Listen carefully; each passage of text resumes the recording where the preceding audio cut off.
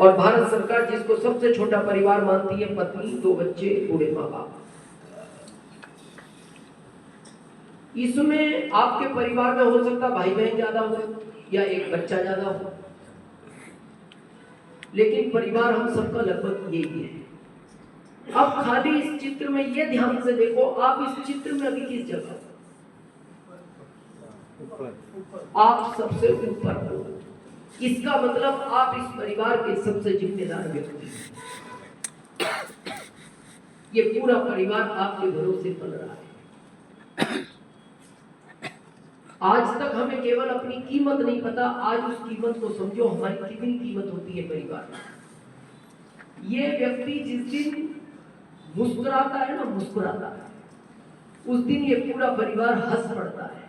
आप वैल्यू देखो इस आदमी, ये केवल मुस्कुराया, ये पूरा परिवार हंस पड़ा। और जिस दिन ये थोड़ा सा उदास हो जाता है, उस दिन ये पूरा परिवार रो पड़ता है। आप किसी दिन देखना, जिस दिन ये व्यक्ति सुबह 5 बजे उठने वाला 10 बजे तक ना उठे, चादर लेके सोया रहे, इसको कोई चैलेंज है शरीर का, कुछ भी है,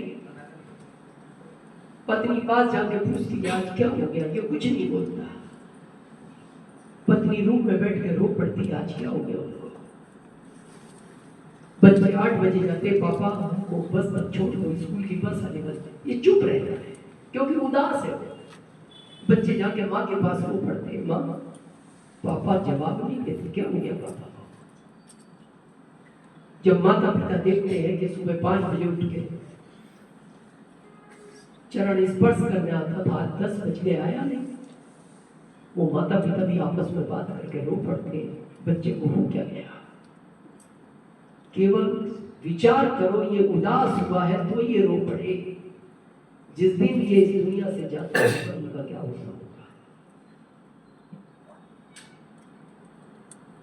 बहुत लोग हमसे पूछते हैं कि आप जॉब के विरोध में क्यों बोलते हो या किसी व्यापार के। हम किसी चीज के विरोध में नहीं बोलते, हम आपसे पूछना चाहते हैं, आपके पास जवाब हो तो आप भी देना। आप कुछ भी काम कर लो, आप बहुत बड़े डॉक्टर बन जाओ, इंजीनियर बन जाओ, चार्टेड बन जाओ, आप आईएएस बन गए, आईएएस बन गए, आपकी सैलरी है 1,50,000 मान, क्या ये घटना नहीं घटेगी?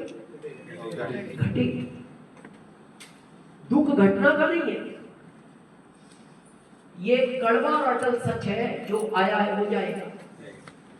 इसलिए दुख का विषय नहीं है ये, विषय दुख का ये है कि पिता है और बेटा चला गया। विषय दुख का ये है, जिन परिवार में बच्चा पिता के पहले चला जाता है ना, उस परिवार की हालत देखना, उस दिन वो पिता खत्म ही हो जाता है, खाली उसका शरीर बचता है। पिता के लिए ये सबसे पहाड़ जैसा दुख होता है जब पिता के पहले बेटा इस दुनिया से चला जाता है। और ये दुख कभी भगवान दुश्मन को भी न दे, लेकिन कड़वा सच ये है, यही ज्यादा हो रहा है।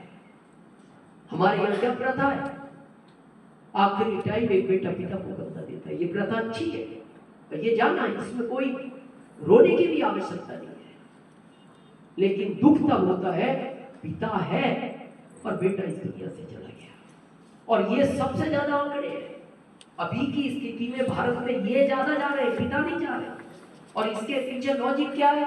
लॉजिक ये है कि आप कभी भी देखना, कभी आपने ऐसा नहीं सुना होगा, एक ट्रेन पटरी से जा रही थी, पटरी से उतरी, खेत में 10 किलोमीटर चली, एक गांव में गई, एक घर में 5 लोग सो रहे थे, उनको मार दिया।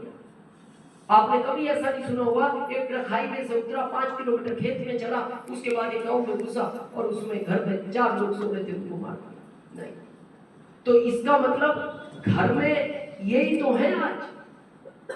आज आपके माता पिता नहीं आए यहाँ, ज्यादातर लोगों के ना बच्चे आए ना पत्नी आई, मतलब ये सुरक्षित है। असुरक्षित कौन है? जो दिन रात इनके लिए भाग रहा है। एक्सीडेंट रोड पे तो होगा, उसी कार में ये था, उसी बाइक में ये था जिसको कार उड़ा गई। आप डेली न्यूज देखो, कई हजार लोग, अभी सुबह भवानी सर बात कर रहे थे कि गोकुंदा साइड का कोई सोनी परिवार अभी 2 दिन के लिए घूमने गया अमरनाथ, और 20 लोग छोटी गाड़ी में थे और वो गाड़ी किसी कारण से स्लिप हो गई, नदी में चली गई।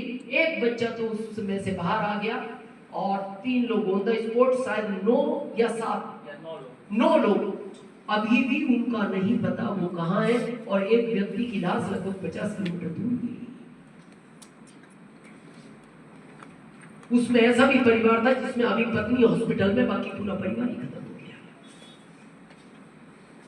ऐसा एक उदाहरण नहीं है। 12 तारीख को कितना बड़ा हादसा हुआ अहमदाबाद में, कितना बड़ा हादसा हुआ, और उसमें सब ये लोग थे, उसमें सब ये लोग थे। आखिरी वो वीडियो देखो पायलट का, वो जब बोल रहा था कि कनेक्ट हुआ, बोले आप इसको रनवे पे ले आओ, तो वो बोलता है सर दोनों इंजन फेल हो चुके हैं, शायद मैं फ्लाइट को रनवे पर नहीं ला पाऊंगा। और आखिरी वो बोला, उसकी लाइन सुनो, बोले सर हो सकता है मैं बात करता करता मेरा मोबाइल भी बंद हो सकता है, लेकिन मेरी बेटी को यह संदेश जरूर देना कि पिता बहुत प्यार करते थे। आखिरी ये सोचने का है, घटना इसके साथ घटती है। कई हजार लोग डेली एक्सीडेंट में घर नहीं पहुंचते हैं, और ये सब घर के मुखिया हैं। अब जो होना है वो होगा, दुख इस बात का नहीं है, होना होगा। प्रश्न ये है इस परिवार का जिम्मेदार कौन है। ये आईएएस बना था लड़का, 18 घंटे पढ़ता था, 6 नंबर का चश्मा लग गया। चलो घटना घटनी थी, घट गई, ये पद खाली हो गया, पद खाली हो गया। इस परिवार में से इस पद पर किसको बैठाया जाएगा? किसी को नहीं, सिस्टम ही नहीं, सिस्टम ही नहीं। चलो नहीं बैठाया जाएगा, पत्नी पढ़ी लिखी नहीं, बच्चे छोटे, माता पिता बूढ़े हो गए, तो ये 1,50,000 तो इस परिवार को आएगा नहीं आएगा। ये 10,000 की स्कूल में बच्चे पढ़ते थे, 5-5 हजार फीस थी, 20,000 इनके माता पिता का मेडिकल का खर्च था, इनको बीपी है, शुगर है। अगर ये पैसा नहीं आएगा, इन माता पिता का इलाज कौन कराएगा? चलो बच्चे तो सरकारी स्कूल में पढ़ लेंगे, ये माता पिता तो वैसे भी तड़प तड़प कर मर जाएंगे बिना दवाइयों के। और इस बच्चे को अगर ये पहले दिन पता होता ना कि मैं मेरे पिता के पहले इस दुनिया से चला जाऊंगा, और बाद में मेरे माता पिता की यह हालत हो जाएगी, आपको क्या लगता है कि बच्चा शायद स्कूल भी ना जाता, ये पढ़ाई भी नहीं करता, ये जॉब भी नहीं करता, ये अपने माता पिता को ही नहीं छोड़ता। अगर इसको ये संदेश पहले होता, मेरे पिता के पहले मैं दुनिया छोड़ जाऊंगा, और बाद में मेरे माता पिता का कोई इलाज कराने की भी जिम्मेदारी नहीं है। रमेश सर के पास पहले से बड़ा व्यापार है, सब अपना अपना काम कर ही रहे थे, हम भी नौकरी में थे, हमारा भी जीवन निकल ही जाता। लेकिन जिन परिवारों में से ये हादसे होते ना, उन परिवारों से कभी मिलना तो सही, आपको तब पता लगता है।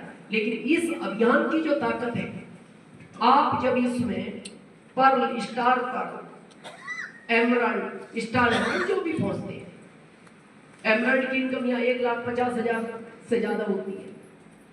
ये कई सीनियर जानते हैं, हमारे ग्रुप में एक पंकज चौहान जी